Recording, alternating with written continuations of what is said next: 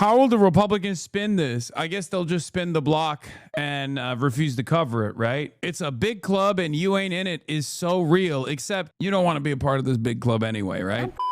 Let's get into the Hillary Rodham Clinton conversation, the deposition that took place as Hillary Clinton testified she had no idea of Epstein's crimes. We'll start there first, and then we'll move on to some other major stories.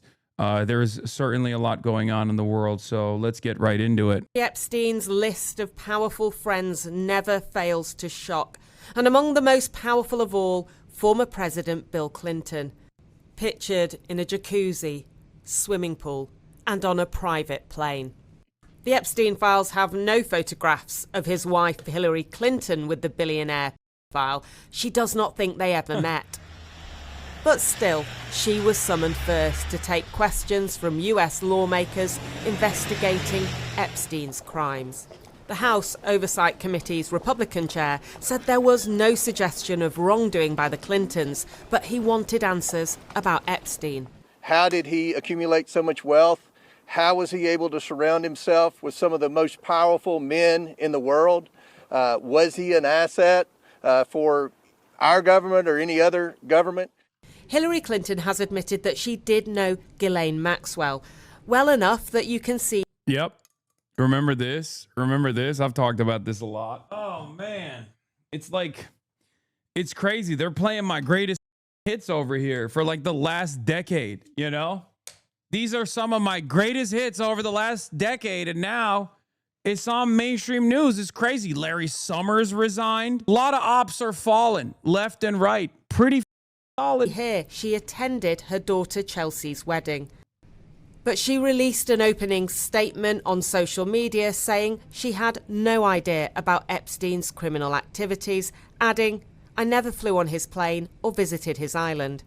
She said if this committee is serious about learning the truth, it should ask Donald Trump directly, under oath, about the tens of thousands of times he shows up in the Epstein files. How's it going? It would not waste time on fishing expeditions. Hell yeah. What is being held back, she asked. Who is being protected? And why the cover-up?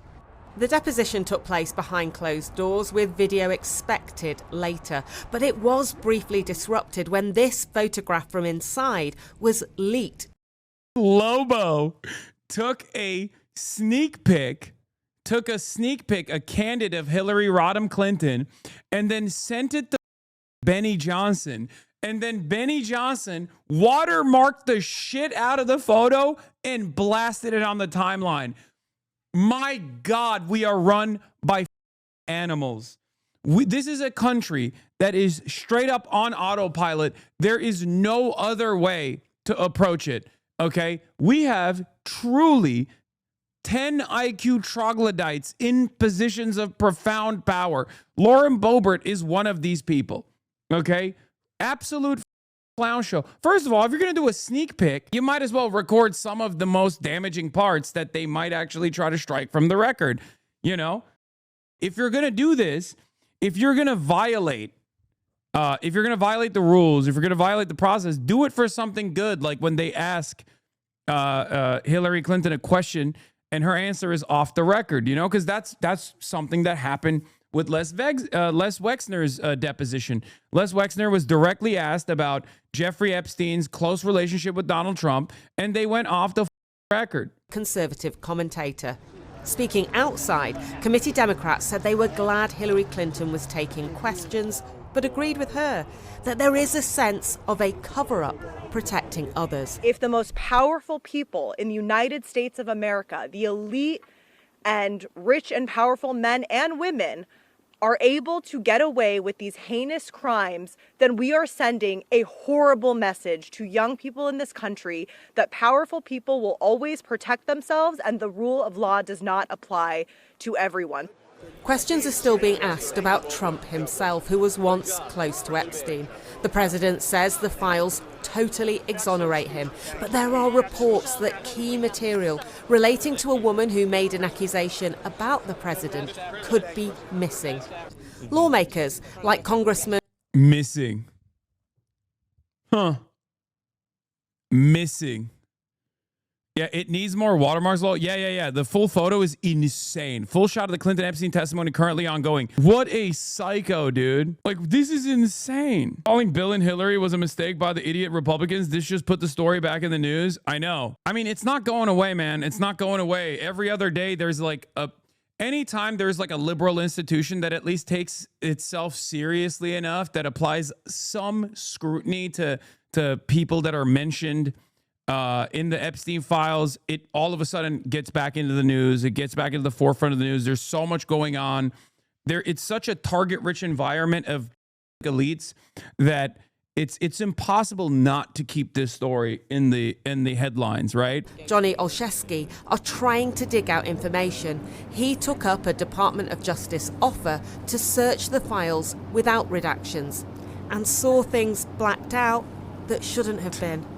Clearly protecting those who were involved and accused of terrible things. And those are just the files that have been released. A Channel 4 News investigation suggests they could amount to only 2% of the total. The extent to which our government continues to withhold these documents is incredibly disturbing and makes me think that it really feels that this is a cover-up worse than Watergate, which was the seminal moment in American politics. And you say it's like Watergate. Is it going to bring down a president? Again, I think if the potential crimes and the potential activities that are hinted at are actually chased down and found to be true, it absolutely will bring down this president, as it should bring down any president. I think if it's tracked down and found to be true, it will bring down cabinet secretaries, it will bring down a Supreme Court justice, it will bring down members of Congress. And that's how it should be.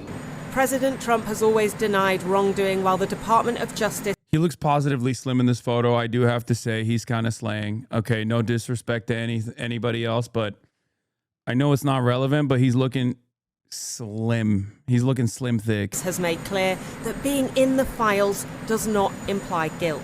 There are no accusations against Bill Clinton, but his clear association with Jeffrey Epstein will be the subject of questions tomorrow as this scandal continues to unfold.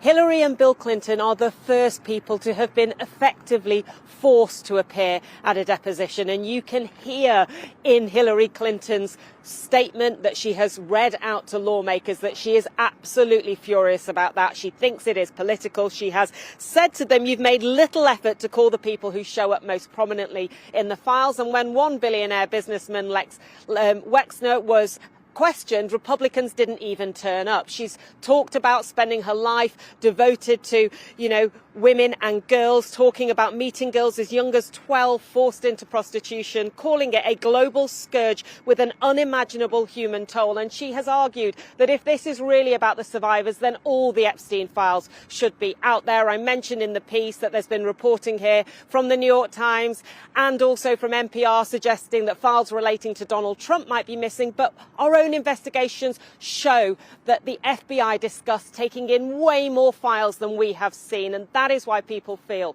that this could be a cover-up. What? So is Bill Feinman going to jail? No. I have long maintained the position that this is MAP, mutual assured pedophilia destruction. Okay, it's mad theory, but for instead of nuclear arms, we're talking about leaking the files, right? And I think that's what's like holding it together. But the problem is, because this is an international conspiracy, because Jeffrey Epstein had entanglements with so many other countries, there are always going to be other countries that go, this is not great for us. We have to maintain a presence of law and order. So you got like in Norway, princelings getting the boot. You have in the UK some potential justice being served, right?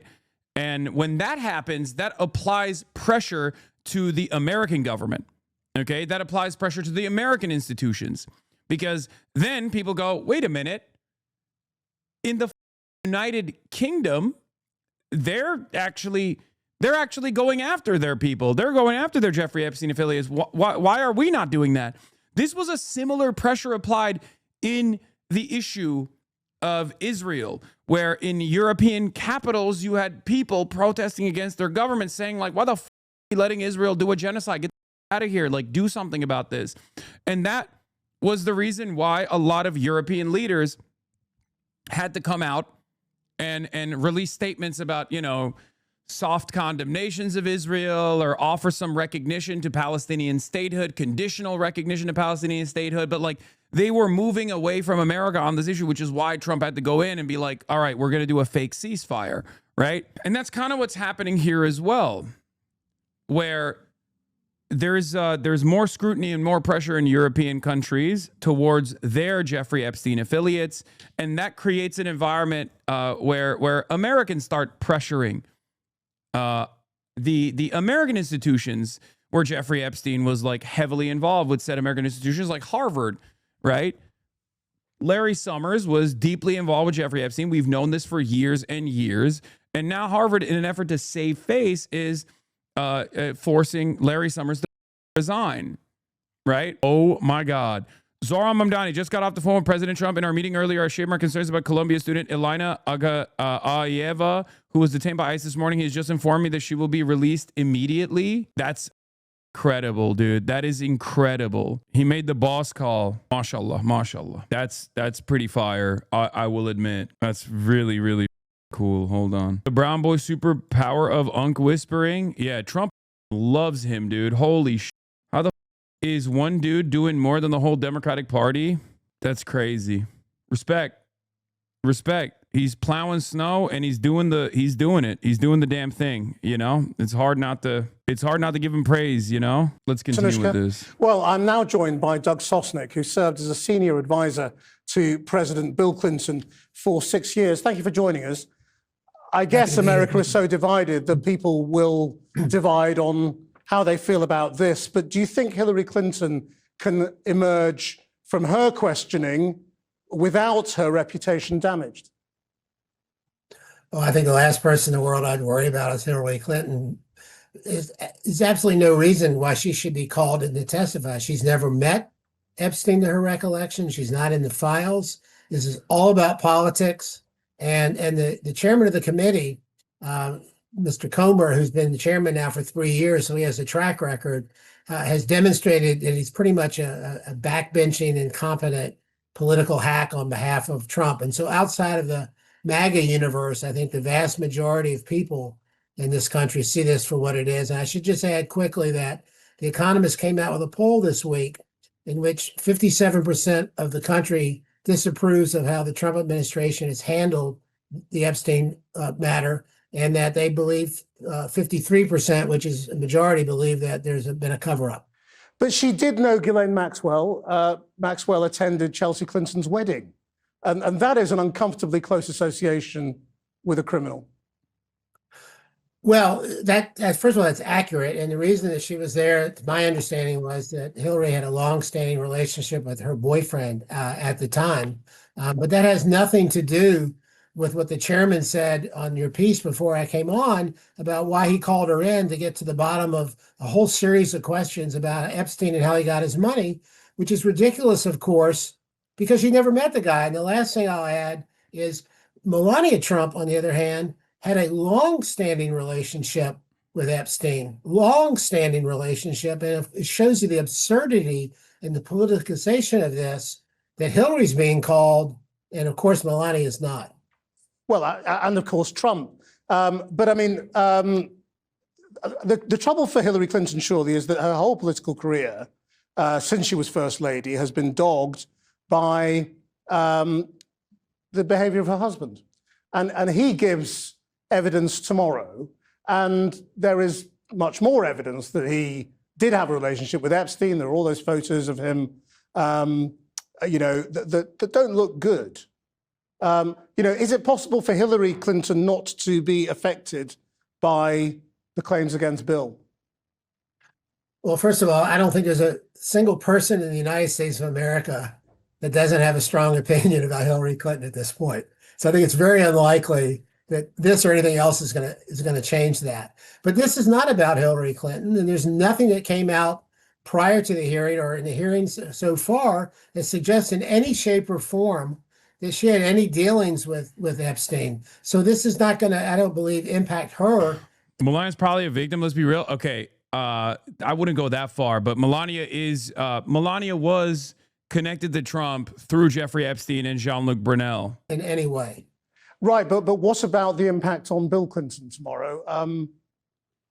When he gives... I mean, she might have been a victim at some point. Yeah. Well, that's a different matter. And again, I think most people have a pretty strong opinion one way or the other about Bill Clinton already. And I can just sit here and tell you, I can tell you a couple things. As someone who worked for 6 years for President Clinton, and my office for the last 3 of those years was actually next to the Oval Office, and I went on almost all of his trips for 4 years. I never saw once Epstein either at an event, calling in, never discussed it with him.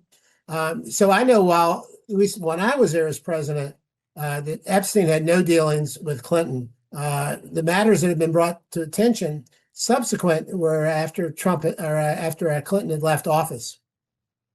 We're going to begin with this, though. We've got some major new developments in the fallout from those Epstein files. Former President Bill Clinton and Hillary Clinton are set to give depositions to Congress starting today in its probe of the Epstein files. There are also new questions this morning over allegations against President Trump and whether key documents involving his name and an accuser were withheld by the Department of Justice. There has also been an apology from billionaire Bill Gates over his association with Jeffrey Epstein. Nicole Killian is in Chappaqua, New York, where the Clintons will give their depositions. Nicole, good morning. This continues, the fallout continues, and we keep hearing there's more to come. We're also hearing that another member of the global elite has become the latest casualty of the Epstein files. What's this one about? Yeah, that's right, Gail, and good morning to you. We are learning that the CEO of the Davos Forum has resigned, the latest member of the global elite to face consequences for ties to Jeffrey Epstein. Meantime, here in the U.S., the Clintons are set to appear behind closed doors for taped depositions after being threatened with contempt of Congress. Images in the Epstein files show powerful men like President Trump, former President Bill Clinton, and Microsoft co-founder Bill Gates in undated photos with women.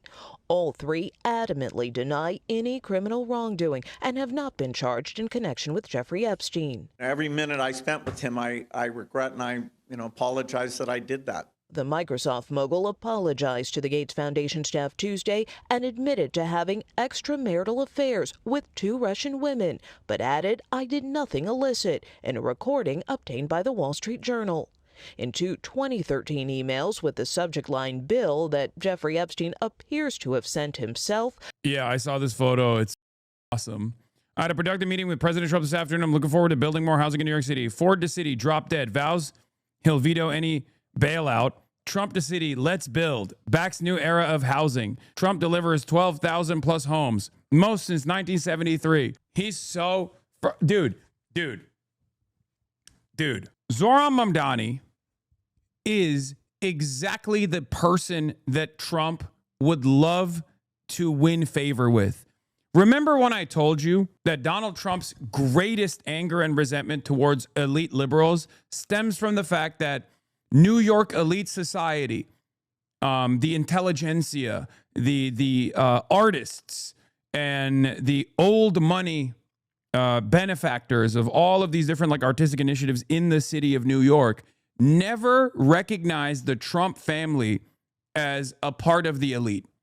The socialites never actually wanted to hang out with him. They always considered him to be crude and brash, of poor taste, nouveau riche. That's where a lot of his anger comes from. Zohran Mamdani, on the other hand, did something that Barack Obama never did, which is just kind of talk to him normally. Because Zohran is a person who was welcomed by the cultural elite very quickly. I mean, it makes sense. He's a well-dressed guy. He's well-spoken. He comes from that background. His father is an academic. His mother is a very famous movie director, right? So he is very clearly a part of that movement. Okay, he's very clearly a part of this group that Donald Trump desperately wants to win favors with. And I think a part of the reason why Donald Trump is fascinated with Zohran seemingly is because Zohran Hamdani is I guess not as like repulsed by him. Like he has a way of communicating with him that because he has to play ball because Trump is the president. He has a way of communicating with him in this charming manner that isn't like it isn't like outwardly repulsed. That I think Donald Trump just responds this way to whatever he's doing and offers him whatever he wants. A real hog whisperer, if you will. Not hostile, but also not submissive. Yes. Not like overtly hostile. The same shit Putin does to him, manipulation. Yeah. You never get something for free from Trump. I think part of the reason why he's doing it is because he wants to lean into affordability. He recognizes it's an area that is really devastating for him. What he doesn't realize is that giving Zohran whatever Zohran wants in terms of like affordability is going to give him like a little boost in the press, but it's also going to cause resentment amongst his base. He's going to be like, oh, so you're building housing in New York? Why won't you do that in Missouri? But I don't think Donald Trump gives a shit about that right now. I think he's like so desperate to get some positive coverage, or so desperate to associate himself with like actual affordability initiatives, that he will do stuff like this. All over, the reports just got dropped by the Perfect Union that they wouldn't let him into the Bohemian Club either. Hence why people believe this anger about the draining of the swamp, because it's genuine. He couldn't get into these elite spaces. I've said this for years. I recognized this when Donald Trump came out with that famous tweet talking about Sissy, Graydon, Carter not having cool Vanity Fair parties anymore. No man that runs around talking about the Sissy, Graydon, Carter's Vanity Fair parties is a man that is from the heartland, that cares about like the average working class American, the average American reactionary living in the Rust Belt. Okay? I've been saying this for years. He always wanted to be welcomed into elite society, and his resentment towards the cultural elite that happened to be liberal or even more radical than liberal comes from the fact that these elite circles never welcomed him because they thought he was like rude and a disgusting slumlord. Okay, that's it. So there are a multitude of different factors here. Obviously, one of them is that he wants to be associated with like doing something in terms of affordability in the realm of housing. But the other reason is because Zohran is welcomed by those forces. I mean, you've seen it. Like he goes to like the he's the mayor of New York City. Trump obviously cares about New York City. He also hangs out with these like cool celebrities and shit. You know what I mean? And it's also additionally ironic that his only experience with the New York cultural elite is currently making him incredibly unpopular, because his only entry point into the New York cultural elite was through Mar-a-Lago, through Jeffrey Epstein. And now that affiliation and that association is being called into question anyway. So he doesn't even have the cool factor in that regard, right? So he's cooked. And that's what's going on here. Is a W because it's proof that local organizing can achieve results no matter who the big boss is? Yeah. We'll look at the more perfect union, because that's a friend of the show, Daniel Boguslaw's reporting, investigative reporter formerly of The Intercept and Rolling Stone, that did a Bohemian Grove conspiracy theory video with More Perfect Union. It landed in More Perfect Union as opposed to The Intercept. Apparently, I'm almost certain that he actually did the investigation initially for The Intercept and it got thwarted there. So they landed it on More Perfect Union, which is great. We'll do that. Woke Alex Jones? If you say so. I don't believe that the Bohemian Grove is a place where they're like actually doing satanic sacrifice, baby sacrifice or something. I think it's another elite club. That's it. It's like a golf club, you know? I think you guys read into it a little too much. Is there a reason why you don't react to More Perfect Union videos? No, I'm doing regular hard news coverage and commentary, and More Perfect Union is brilliant. They're fantastic. I just don't, sometimes I don't have time to do The it. convicted sex offender said he had been helping Bill to get drugs in order to deal with consequences of sex with Russian girls, including antibiotics to surreptitiously give to Melinda. Gates' ex-wife spoke earlier this month on an NPR podcast. For me, it's just sadness for, you know, I left my marriage. I had to leave my marriage. I wanted to leave my marriage. But the focus now isn't just whose names appear, it's what some lawmakers say isn't there. It's very clear the evidence is pointing to these documents are missing. The top Democrat on the House Oversight Committee is raising concerns that documents related to allegations by an Epstein survivor who accused Trump of sexual misconduct may be missing from the documents that were released to the public. It's a survivor who has made serious allegations of the president, and that needs to be investigated. Something another Epstein survivor, Elizabeth Stein, says goes beyond any one person. Anytime that we find anything that could potentially be missing, we need to call attention to it, regardless of who it's about. And Harvard University announced its former president, Larry Summers, will relinquish his remaining roles following an internal Epstein review. Summers served as Treasury Secretary under former President Bill Clinton. Former Secretary of State Hillary Clinton will be deposed here today, while her husband will follow tomorrow. Nate? Nicole, thank you. There are growing questions this hour about dozens of records that appear to be missing from the Epstein files. According to a CNN review, those records in question are FBI witness interviews, and 3 of the missing interviews are related to a woman who accused both Jeffrey Epstein and... How will the Republicans spin this? I guess they'll just spin the block and refuse to cover it, right? My favorite contrarian in this entire Jeffrey Epstein saga has been the perennial contrarian Michael Treacy, who's waging war on the internet right now. He will take the opposition position on every single issue.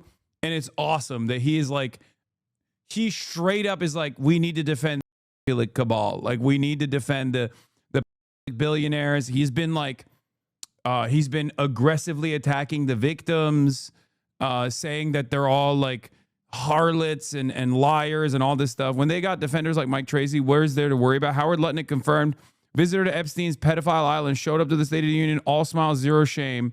And also, I think Howard Lutnick shook Chuck Schumer's hand, too, at some point. Oh, there it is. It's a big club, and you ain't in it is so real, except you don't want to be a part of this big club anyway, right? And President Trump assaulting her. Unless you're Fuentes or one of these losers who's now saying, like, well, Jeffrey Epstein was kind of based, actually. Unless you're a groyper. The top Democrat on the Oversight Committee is among those expressing concern. I went to the DOJ file search room yesterday to look for these documents that are in the manifest document, and they should be in there, and they're not there. These documents relate to a survivor that has made serious allegations about the president.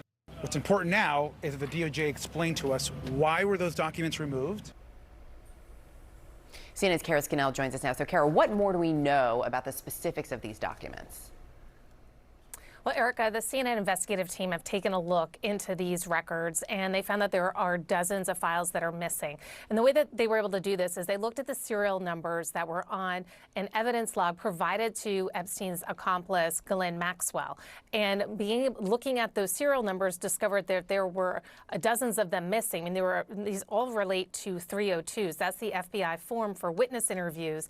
And there are 325 included on that list, but there are 90 of them missing. And within those 90 that are missing includes 3 from a woman who said that she was sexually assaulted by Jeffrey Epstein going back to when she was as young as 13 years old. And she also made an allegation that she was sexually assaulted by Donald Trump in the 19... By the way, whenever they say young woman, it blows my mind because the victim is like barely a baby. Like the victim is a baby, okay? He's a child. Like 13-year-old is not a young woman, okay? 13-year-old's a little girl. Like, holy shit. Like, we're not even talking about a minor who's like 17 when they already they already say young woman when they're talking about a 17-year-old. And it's like, okay, well, you're very liberal in your use of the language here because that's still a teenager. That's still a child. That's still a minor. But you're now talking about like a 13-year-old and you're like, oh, young woman. Like, that's insane. We're talking about like barely out of being a preteen. Like, what are we talking about? 1980s. Now, we went to the White House with this. They said that these are false allegations and it's just sensationalist.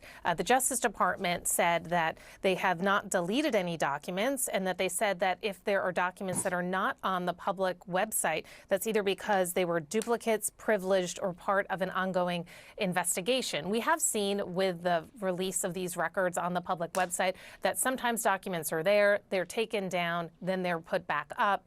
It's unclear if there is any process that is underway related to these specific documents and these allegations against Donald Trump. Donald Trump, though, has not been accused of any wrongdoing. He's not been investigated for any wrongdoing. And it's unclear what happened to these specific allegations by this woman who spoke with investigators in 2019. There was another record in the files, a summary from the FBI about a number of these salacious allegations, and it said that one person claimed abuse by Trump but refused to cooperate. So if that is that same person, it could be that they just reached a dead end. But of course, Democrats are calling foul, as they have repeatedly, about the Justice Department's process of publicizing the records that are required under the law and redactions that they have taken. Hours after this story broke today, the Justice Department responded to questions of where these documents are, saying, as with all documents flagged by the public, the department is currently reviewing files within that category of production. Should any document be found to have been improperly tagged in the review process and is responsive to the act, meaning the law that forced them to publish all of this, the department will, of course, publish it consistent with that law. My source tonight is California Congressman Dave Min, who is a Democrat on the House Oversight Committee. And thank you for being here. When you hear that response from the Justice Department, do you believe that's sufficient? Thanks so much for having me, Caitlin. And the answer is no, it's not. They are not responding to the law. And at this point, I think it appears clearer and clearer every day that they are knowingly violating and willfully violating the law that we passed, that Donald Trump signed into law, requiring them to turn over every responsive document. And I want to be clear, just to clarify two things that I think you alluded to. One, Donald Trump is accused of sexually assaulting a child in those memos that you mentioned. Two, that it's not just a few dozen documents that are not being turned over. Fully half of the documents that we're aware of, some 3 million documents, have not been turned over by the DOJ. They claim they fully responded, and yet we've found over and over again, and I can tell you that oversight Democratic staff have confirmed what you have found, that these documents are missing. They were not turned over, even though they were very clearly responsive to the questions that we asked. And this appears to be part of a very broad cover-up. And you may remember back to last May, when Pam Bondi reportedly told Donald Trump he was in the Epstein files. After that, there were a lot of reports that DOJ attorneys were being asked to go redact documents, to hide documents, to remove documents from the files that had Donald Trump's name. So we're definitely continuing to look at this, but it appears that the DOJ is willfully violating the law. Yeah, and of course, an interview or a witness statement, it doesn't mean that it happened. I mean, you can read through these documents, There's a lot in there. But in terms of what should be published in accordance with the law that you passed, and these haven't been, I mean, do you believe that they're intentionally breaking that law, or do you think it's because, which is what we've heard from DOJ, they had so much to publish, such a compressed time frame, that's the issue here? Yeah. And so just to give you a quick heads up on my background, I was a federal enforcement attorney to start my career at the SEC. I have spent many, many hours doing this type of document review and management and looking things through. And at this point, I do not believe that this is just a delay in turning the documents over. The fact that so many Donald Trump related documents have not been turned over, that his name's been repeatedly redacted, matches a lot of the reports that we heard that they were trying to cover this up. And at this point, I think, look, the chat has come to the consensus that she mogs him. I mean, Caitlyn mogs most. Let's be real. Like, she holds frame. She's frame mogging everybody. She's brow maxing. It's not even a question. Everybody's entitled. She is the mog queen, Queen Mog. Donald Trump, Elon Musk, Les Wexner, anybody else. But the fact is that everything here looks like the DOJ is, again, under the direction of Pam Bondi, the AG, willfully trying to hide a lot of what's happening right now. Starting us off, Republican member of the House Oversight Committee, Congresswoman Anna Paulina.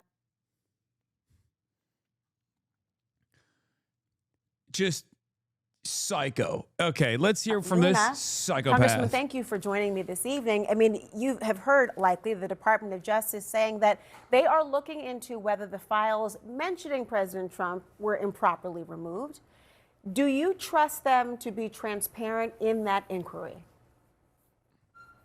I have followed up on a number of occasions similar, and they have been very forthcoming. I've actually talked directly to Todd Blanche, and so I will personally be ensuring that that's followed through on. But I would like to also state that I think that the files that we have currently under this administration are likely not the full files. I do believe that some were destroyed previously. And I say that because in January of last year, when I was the only member of Congress that was pushing for the release of these files, we actually had a whistleblower come forward. I actually introduced legislation because of that. I even forwarded this finding to the FBI for investigation that there was destruction of evidence. And so it'll probably require a longer segment, but I will say that there have been redactions that we've come across. I've looked at the files for a number of hours. Whenever we flag those files, they are immediately then unredacted. But there has, and it does seem to be kind of an internal war going on even at the Department of Justice, where they have the order, and then you have some of the attorneys that have been in charge of the redactions. And so we're doing everything that we can to deliver on transparency. But as you can see, Epstein and his involved network is quite extensive and involves a lot of people. Well, Congresswoman, that does not really inspire confidence if you believe files have been destroyed, that transparency is not complete, if it's not been thorough. How can the American public, who are not privy to what you say you've seen, who do not have access to the files, how can they be confident that the Attorney General, Bondi, leading this charge, or others who are in charge of providing documents, that they really will do so in the interest of justice? Well, I think that, for starters, you have a bipartisan oversight committee actually working to not cover up, but actually go into all of this, right? We're interviewing the Clintons tomorrow. But to be clear, I mean, the destruction of evidence occurred under previous administrations. And that in itself, if you look at the network that was involved with Jeffrey Epstein, I mean, to think that there aren't shady things happening in your government, I think would just be a lie to the American people. The fact is that we did have someone come forward. They did say that there was destruction of evidence under the former deputy director of the FBI. And even if you're looking at the original plea deals that Jeffrey Epstein was given, you know, when he was first charged and then also more recently when he then committed to New York, I mean, he should have never gotten off. He should have never had his sentences dropped down to the way that he did. And there are marks of intelligence surrounding this as well, whether it was foreign or, you know, our own. But I don't think that we're ever going to get the full picture. And so I think that when you're talking about the story as a whole, these things, we try to be transparent. I'm telling the American people directly on my social media is what I'm finding out as we learn them. But I think the Jeffrey Epstein case in itself will kind of go down in history as one of those things that we might not fully ever get the answers on. A document from the Epstein files shows the real solution here is to have an independent committee, an independent prosecutor investigate the DOJ, because it's obvious that, like, if the cover-up is being conducted by the Department of Justice, then the Department of Justice cannot investigate its own cover-up. The problem also with an independent commission would still, an independent commission could still be redirected in a subsequent cover-up of the cover-up investigation, especially when we're talking about someone who is as compromised and as deeply entangled with not only the CIA, but also with Mossad. And that's it. That is the real reason. This person did not get this level of access into the American intelligence agencies, while also simultaneously keeping a close relationship with foreign intelligence agencies, and also being a fixer and a sex trafficker and a partier and a networker amongst, like, the American or the international elite, basically. And was able to do this for years and years and years, and then not have that, not had that lead to any sort of scrutiny whatsoever. It's like they're all in on it. They're all in on it. late sex offender went to greater lengths than previously known to conceal potential evidence of his crimes. 11 days before police raided Epstein's Palm Beach mansion in 2005, a private investigator took away computers, telephone directories, sex toys, and pornography. The items are inventoried in a previously unseen memo the investigator prepared for Epstein's lawyer, who had given instructions to remove items of potential evidentiary value from Epstein's home. A lawyer who represents scores of Epstein's victims has long believed he was tipped off the police were coming. You see him working hand in hand with his lawyers and private investigators to make sure that his decades-long sex trafficking operation was not uncovered. So it shows you the incredible power he had. In video taken by Palm Beach police on the day of the search, you can see officers zero in on monitors, keyboards, and printers, but the computers appeared to be missing. The inventory list says the private eye removed 3 computers, a 3-page directory of Florida masseuses, and a photograph of a white female. There were also nude photos, sex manuals, and 29 telephone directories believed to hold Epstein's contacts of the rich and powerful. It's just incredibly frustrating because if we had had this information 10 years ago, we could have spared a lot of lives. Prosecutors went to great lengths in 2007 to obtain the missing computers, believing they contained relevant and potentially critical information. But Epstein's lawyers fought to keep them away from prosecutors, and they have never been fully recovered. And this morning, the Justice Department says it is reviewing whether materials about an unproven sexual assault accusation against President Trump were omitted from public release. Documents related to the woman who made the claim, which dates to more than 40 years ago when the accuser was a minor, could not be located in a search by ABC News. Trump has long denied any wrongdoing, and the Justice Department says it will publish any documents found to have been improperly tagged in the review process. Now, what happened? Just a oopsie, man. Just a oopsie. We combed through millions of files, and oopsie, we just happened to improperly file the 13-year-old who accused Donald Trump of statute. It's just, who would have guessed it, you know? To Epstein's Palm Beach computers and all of the other items taken out of the house remains a mystery. The lawyer who arranged to remove the items died last year, and guys, we could not reach the private investigator hired for the job. Amazing, there's still a mystery here. So, thank you, Aaron. Quote, "We got you," spelled with a U, the letter. That's what the governor of the U.S. Virgin Islands told Jeffrey Epstein just months before Epstein's arrest in 2019. And obviously, of course, more than a decade after he was already convicted of soliciting a minor for prostitution back in 2008.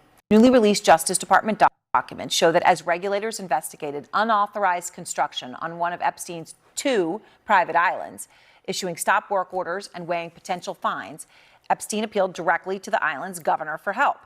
Text messages uncovered by K-Files show Governor Albert Bryan Jr. telling Epstein he had asked one of the regulators to, quote, hold everything until speaking with him, and later sought the recusal of the commissioner overseeing the dispute. K-Files' Andrew Kaczynski joins me now. And, you know, Andrew, this is so important as we get to the heart of Jeffrey Epstein and how he had the power and money that he had and how he wielded it, and this entire circle. So this gets to the influence and how he wielded it. What do these messages reveal? Yeah, and you hit it right there. These messages, they offer a rare window into how Epstein operated in the U.S. Virgin Islands, where he leveraged his wealth, business footprint, and promises of investment to try to influence local officials. Now, I want to give people a little background here. Epstein had deep roots in the Virgin Islands. He bought his private island, Little St. James, in the 1990s. He later expanded. You can see them both there. He later expanded his footprint in 2016 and purchased neighboring Great St. James. And the permits show that he had plans to build docks, roads, residencies, and other development. And this is where these texts with the governor come into play. Now, by December 2018, regulators were scrutinizing construction on Great St. James. The Virginian Islands Department of Planning and Natural Resources had issued a stop work order and began reviewing potential violations. Epstein then reaches out directly to then the newly elected governor, Democrat Albert Bryan Jr. Look at this exchange between the two. Epstein complained about potential fines, and Bryan said he spoke to Jean-Pierre Orel, that is the commissioner of the department, who they're calling JP in these texts, and he asked him, Bryan said he had asked him to, quote, hold everything until he and the attorney spoke to me. Later, Epstein complains that the same commissioner, JP, was, quote, going after me in the press, to which Bryan responded that he had asked the commissioner to recuse himself. And then in another subsequent message, Bryan wrote, I asked him to recuse himself and concede on all previous permit requests. Now, the documents don't show what. I mean, this is the beginning of this relationship, which obviously led to so much further scrutiny that there was like a legal case against the islands. So it's not. It is. This is stuff that isn't even new information, really. Like, this is stuff that we know about because there was a separate court case against the Virgin Islands already. They've been, they were, like, Jeffrey Epstein was basically running the show over there. It's pretty up. I guess it doesn't hurt that there's like even more confirmation now in the public eye, but this is something that we've covered before. Ultimately change, but what they do show is this: there was an active regulatory dispute. Epstein was communicating directly with the governor of the territory, and the governor was telling him that he was intervening on his behalf.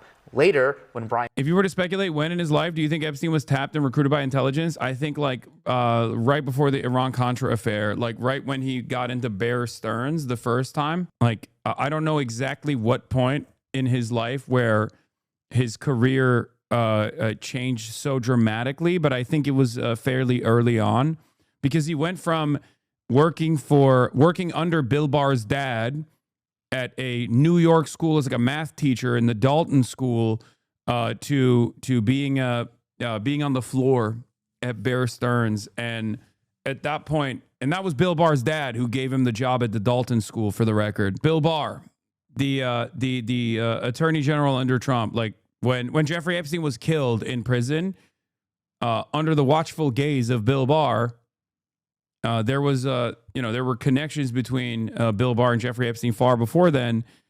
Bill Barr's dad was Jeffrey Epstein's boss, the principal at the Dalton School in New York. Was asked under oath in a 2023 deposition whether he had received Epstein received any special favors or treatment from him. He answered repeatedly and simply no. All right, Andrew. Obviously, your reporting is very illuminating on that front, and also shows this is not just a few text messages. Okay, so when again we get to power and how he was wielding it. 3 months worth of text messages. 3 months January, and they end in June. And obviously, Epstein is then arrested in July. The detained Columbia student posted that she's free. She follows you on IG. Let me see if we can reach out to her and talk to her about what happened. L. Harvey? What is it? ELL Harvey E? Oh yeah, she does. Didn't Zoran finesse to get her out? Yeah. This is a Columbia student with 106,000 followers, as a matter of fact, that was apprehended. On Wednesday, almost a year after DHS agents took Mahmoud Khalil from his residency, Columbia students rallied on campus to demand the school protect them from ICE. Hours later, DHS took another student from a Columbia residential building. And Eli Agayeva,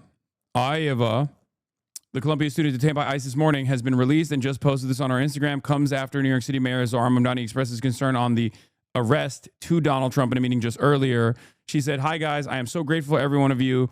I just got out a little while ago. I'm safe and okay. I'm in an Uber on the way back home. I'm so sorry, but I'm in complete shock over what happened, and my phone is blowing up with calls from reporters. Need a little bit of time to process everything, but I will come back soon. But please don't worry. I love you all." She's Azeri, right? Yeah, Almina Ayeva. They got a dame influencer. Yeah, I mean, that's probably part of the reason why. She probably was on some lists.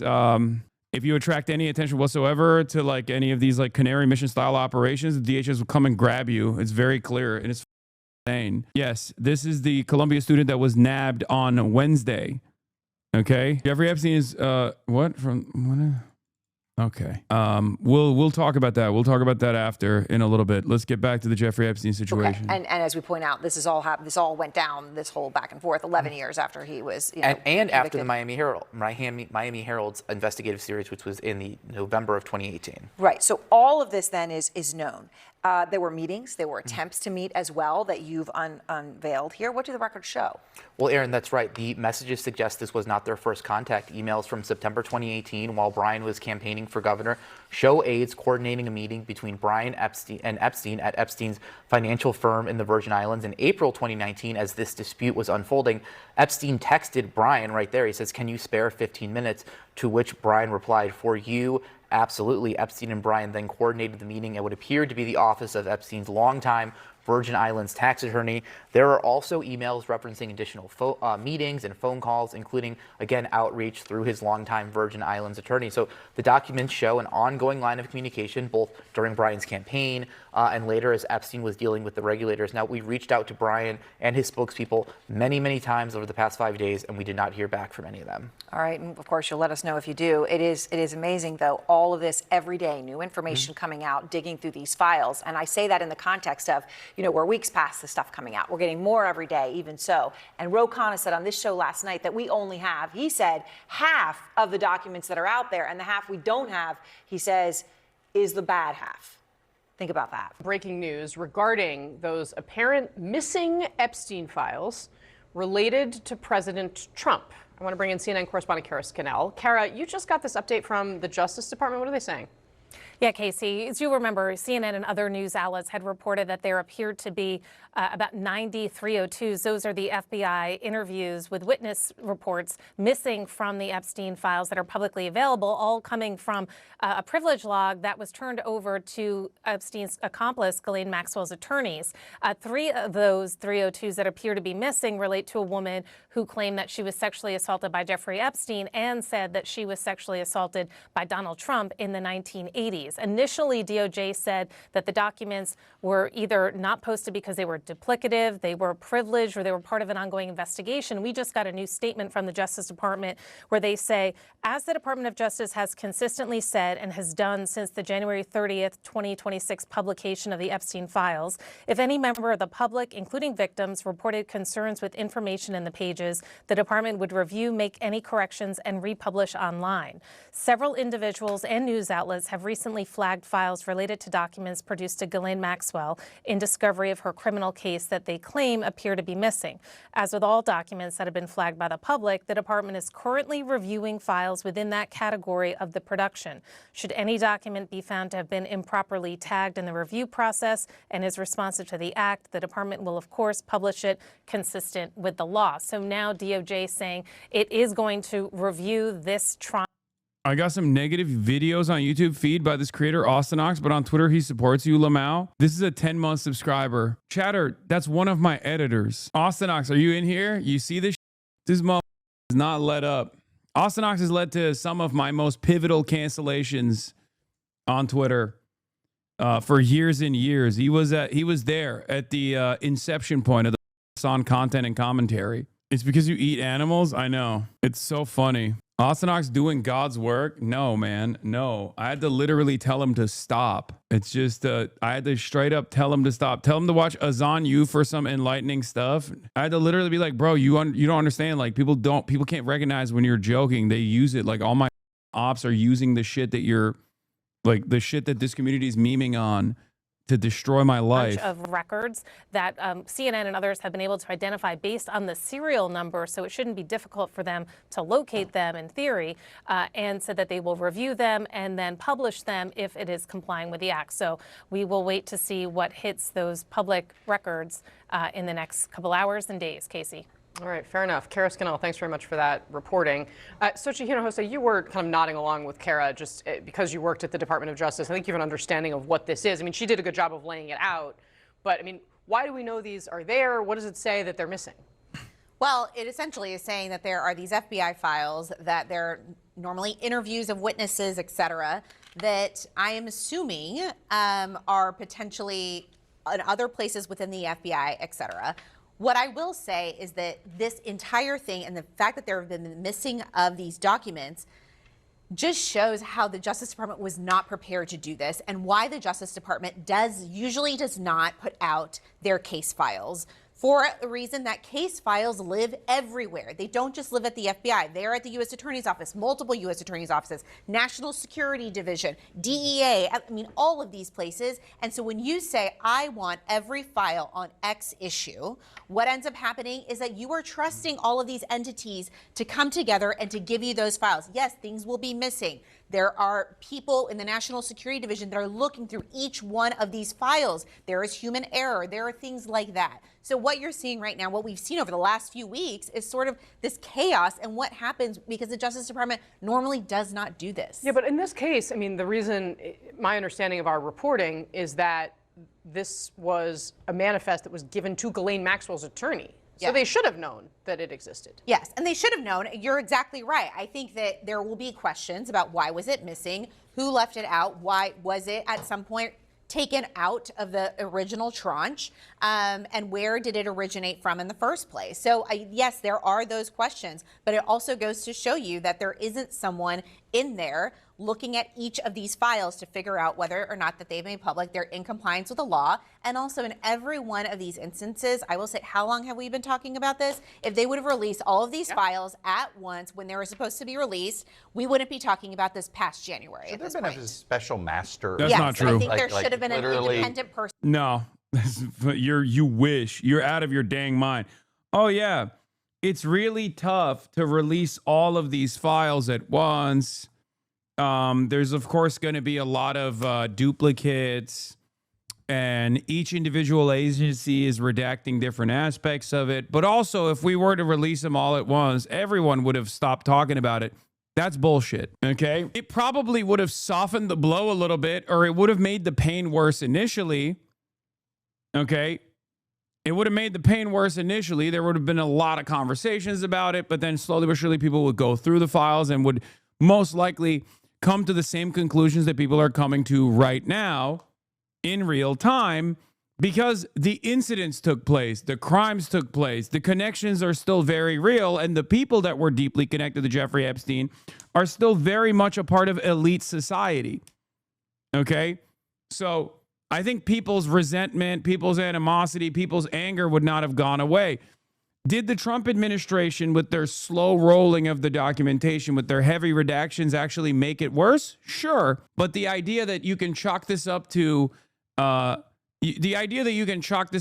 disorganization, and that's the reason why there's a bigger story here, is bullshit, when like there still would have been a lot of attention on this stuff. There was a lot of attention on this stuff before the documents were released. Right, that sort of dealt with this. Yes, an independent person who could have dealt with this. Chuck, I want to go back to the point you were making before the break, which is this idea of the Epstein class, because, I mean, that really is the thing that has stuck out to me as we have learned more and more about this. Something that started in the realm where everybody wanted to call it a conspiracy theory, right? Both Democrats and Republicans that I talked to in this town would say that it was a conspiracy theory. There were people in the MAGA base for President Trump that really wanted these files out. His vice president was one of the loudest. And they still do. This is the one area where the base is at odds with the administration. And that's precisely the reason why the administration had to lean into it and reveal it. And of course, because they're so competent, when they inevitably gave in, when they inevitably caved, they did not realize that the reaction would continue. They did not realize that the scrutiny would only increase. And here we are. I mean, it's not going to go away. This is why I kept saying over and over again, this story is not fucking going away. Because if you recall initially, there were a lot of people in my audience that were like, I don't know, this is a cult, which is perfectly reasonable for you to, I mean, it is a cult, right? It's perfectly reasonable for you to come to that assessment, come to that conclusion, and be like, this is a cult. I don't think they're going to care too much. But no, they do. They do. It is the purest expression of class warfare, that like, it is the purest, like it's the closest that I think us Americans have ever arrived at like an understanding of class. Because this is the maximum worst possible thing that billionaires can do and get away with. And they clearly got away with it. So no matter how right-wing you are, no matter how much you believe that, like, you know, billionaires are actually trying to do well and trying to do right by everybody, and it's an aspirational goal. No one is thinking it's an aspirational goal to be a part of an international trafficking of minors ring, right? So no matter how much these guys like suck up to the super wealthy and say they're jobs creators and cope and whatever, ultimately they don't, like, with the exception of a couple incels and groypers and people like that, most people look at the situation and go, this is gross, this is disgusting, we need truth. We don't care if it actually ends up harming people on our side of the political spectrum. Voices on this, and they come into office, they're somehow, you know, not interested. You know, the president is literally calling members of Congress into the Situation Room to convince them not to vote for a law that will ultimately release these files. Then we get the files, and it turns out that everybody that said these files showed something that really stank were right. They were all right. And for the President of the United States and his base, who are still saying that this is a problem for them, like, how does he keep going the way he's going in his regardless of whether or not he ever actually did anything wrong, right? We're not saying we saw something that's in the files that says Donald Trump, committed a crime, et cetera, et cetera. To Scott's point, there's, whistleblowing in there. But for his base that is saying, give us the Epstein class, and he doesn't, what problem does that create for him? Well, I think it does create some problem with some parts of his base when they feel let down about another issue. It's just sort of like, over time that chips away. It becomes a trust thing. But, let me also step back. There was a lot of people that believed, a lot of strange things about Epstein. And so the craziest conspiracies have proven not to be true. But that doesn't mean what was done was not bad, right? Really? Is that your takeaway? The craziest elements of the Epstein conspiracy have been proven not to be true? Is that was your takeaway?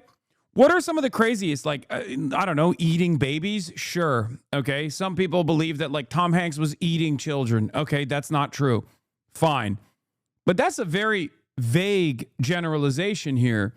If you're saying that international capital was deeply embedded and entrenched in an international sex trafficking ring led by a CIA and possible Mossad agent that was trafficking weapons and destabilizing countries and selling Israeli surveillance to other countries and selling American surveillance like Palantir to Israel, all of that is 100% true. And if you look at it broadly, I would go so far as to say Cassie Hunt's analysis on this is correct and yours is wrong, Cuck Todd, that yes, this actually did vindicate a lot of conspiracy theorists. If anything, it frustrates me endlessly whenever people come in and they hyper focus on Pizzagate and how this actually vindicates the Pizzagators and shit like that. It's not true. It's the exact opposite, but there are plenty of elements here that are real. And I think that this is why this has been why you've seen everybody handle this. It's not what people rumored and feared that it was. Your analysis often misses that the point that the base only wants these files out if it's bad for the other political side. This is team sports like always. I don't think that's entirely correct. But even if people have that as a motivator, then great, because guess what? It still reveals information. But this is a bipartisan effort between Thomas Massie and Ro Khanna. They were the champions of this revelation. And guess what? In the aftermath of that, there have been people who have received more scrutiny than they ever did before in their lives. And we have this information at our disposal now. It's a good thing. It's a good thing that regardless of the motivation, it's kind of like the WikiLeaks stuff, right? People will be like, oh, Julian Assange hates Hillary Clinton.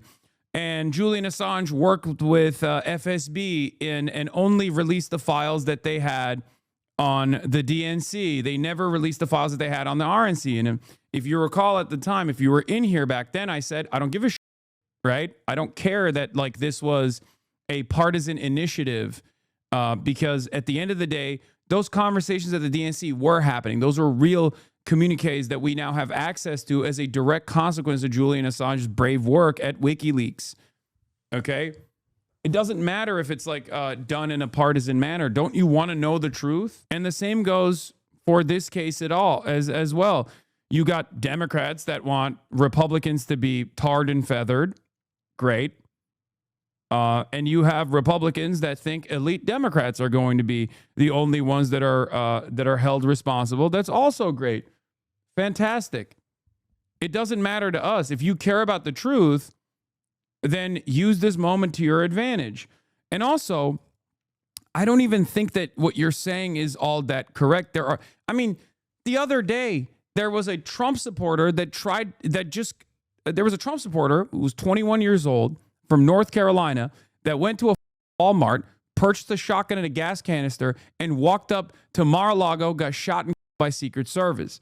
That's a Trump supporter. Now, obviously, I'm not urging people to do that. That would be insane. But what I'm trying to say is a Trump supporter did see that and clearly didn't have that partisan approach, okay? There are a lot more Trump supporters. There are a lot more Trump supporters out there, I think, that see this as a bipartisan incident. And that reflects the data as well, for the record. Here it is. Americans believe the Epstein file shows that the powerful get a pass. Reuters Ipsos poll finds among all adults, 69% strongly agree that the Jeffrey Epstein files show that powerful people are rarely held accountable. This is why I said this is the purest expression of class, purest expression of class you can ever arrive at, where you have somewhat agree at 17%, strongly agree at 69%, and disagree at 11%. Do you understand how crazy that is? Even among Republicans, 58% say they strongly agree that the Epstein files prove that powerful people are rarely held accountable, and 28% somewhat agree. Even among Republicans, I'm sorry, this is something that transcends party lines. You can say part of the reason why it was because conservatives oftentimes trafficked in conspiracy in the realm of conspiracy. Turns out some of those conspiracies were real and it wasn't a conspiracy theory at all. But ultimately, this is the reason. This is the reason why I say this is something that is totally nonpartisan. You're a Republican, you're a Democrat, it doesn't matter. You see all of these super wealthy people running around and playing patty cakes with Jeffrey Epstein, and it's impossible for you not to recognize that there's something beyond partisan affiliation here at play. It's a class issue.